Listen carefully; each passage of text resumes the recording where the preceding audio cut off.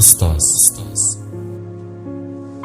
Hayotning mohiyatini, tiriklikning eng birinchi asosi bo'lgan ilmni o'rgatgan, mehr ummoni tomchilar ila qalbimizni sug'organ, ko'zlarimizga dunyoni tiniq va shaffof oyna orqali ko'rsatgan muhtaram insondir. Bir yilning 12 oyidagi 4 haftadan atiga bir kunini sizga atashibdi. Sizning sharafli nomingiz uchun kam emasmikin? Ustozlar kuni deyishdi shavqqa to'lib do'stlarim.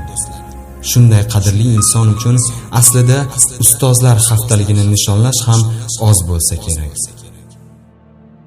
Birgalikda gullar olib xonangiz tomon oshiqdik.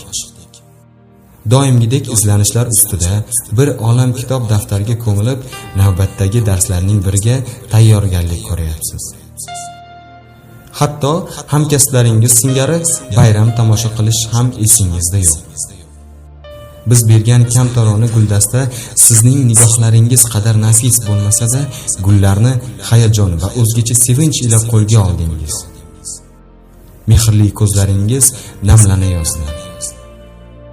Kutmagandingiz. Loyiq ekaningizni esga ham olmagan soddadil insonsiz. Bugun sizning kuningiz. Sizning bayramingiz. Siz nafaqat bugun, balki bundan keyin ham hamisha qalbimiz ardog'ida, yuragimizning eng baland sarhadlarida bo'lasiz. Bizga bergan ishonchingiz, ilmlaringiz hamisha ezgulik yo'lida xizmat qiladi. Ishonchingizni oqlash esa eng oliy maqsadlarimiz safidan o'rin olajak. Bayram muborak, aziz ustozlar.